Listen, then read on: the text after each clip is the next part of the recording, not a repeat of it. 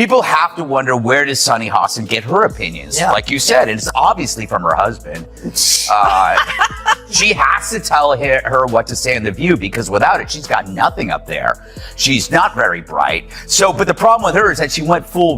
Greg Gutfeld comes back swinging, and this time his target is Sunny Hostin delivering a fiery takedown that's lighting up the internet.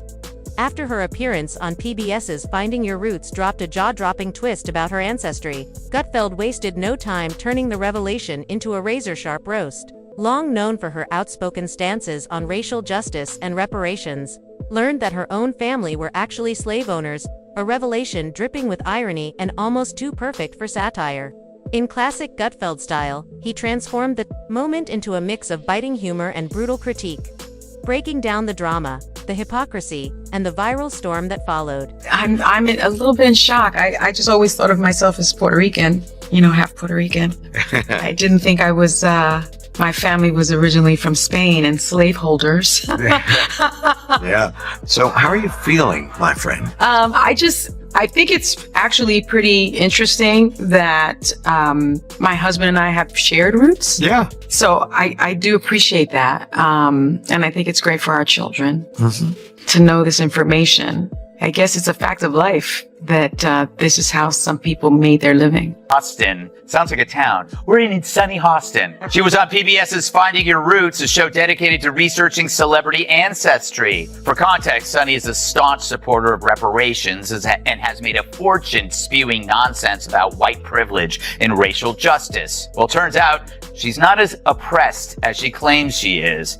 She's actually the descendant of slave owners. Sunny Hostin, co-host of The View, has long built her image as a fierce voice on race, reparations, and systemic inequality, casting herself as a moral authority who calls out privilege and demands accountability.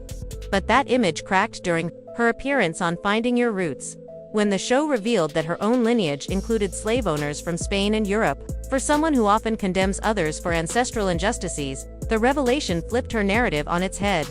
Hostin appeared visibly uncomfortable and quickly downplayed the discovery, brushing it off as a mere tidbit for her children. Instead of engaging in the same kind of self-reflection she demands from others, her dismissal struck many as hollow.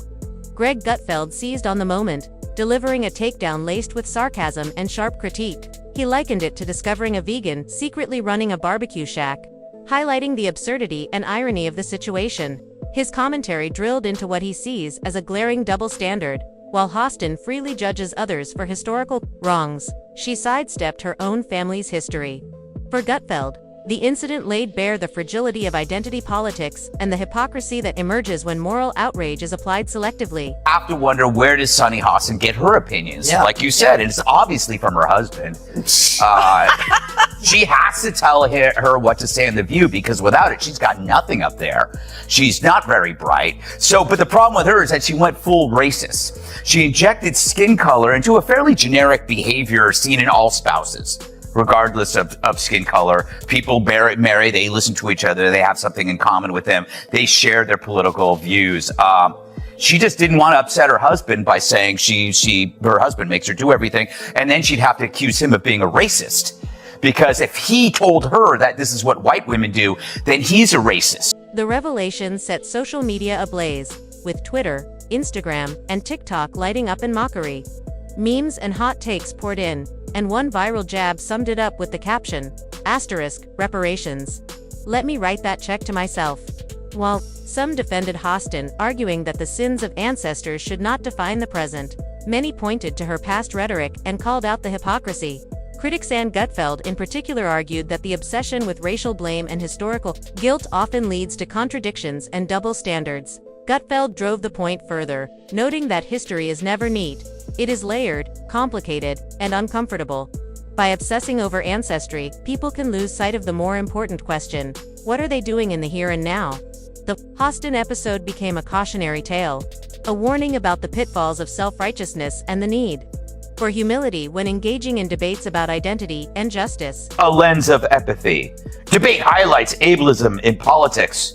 Pat Fetterman can do for disability what Obama did for race. Say what? See, because when all else fails, use identity politics. These elites are so isolated, they've forgotten that most Americans don't get paid to sit in a comfy chair pontificating about everything all day. Nope, some of us are cameramen whose names I don't know. But maybe one day, when we finally strip away this phony race war, it will finally expose this elite mentality. And we'll find out Sunny is just like Marie Antoinette, except she says, "Let me." But that's only because they keep talking. Those hens are always clucking. They get to say stupid stuff for an hour every day, and then I get to say stupid stuff for an hour every day, except on purpose. But every now and then, one of those dingbats inadvertently says something that reveals modern liberal thought so perfectly it deserves further study. You know, like a weird serpent that washed up on the beach and you want to poke it with. Critics argue that Sunny Hostin squandered a rare opportunity to show genuine depth and confront how personal history can complicate political convictions. Instead, she dismissed the revelation as little more than family trivia, leaving the impression that her moral code shifts when the mirror turns back on her, a hallmark of double standards. Gutfeld cut to the core of the issue, noting that those who spend their time searching for racism in others often discover the greatest irony within themselves. Hostin's situation has become a case study in the pitfalls of identity politics and the necessity of self-awareness. After all, history is messy, uncomfortable, and rarely fits into the clean narratives people try to impose on it.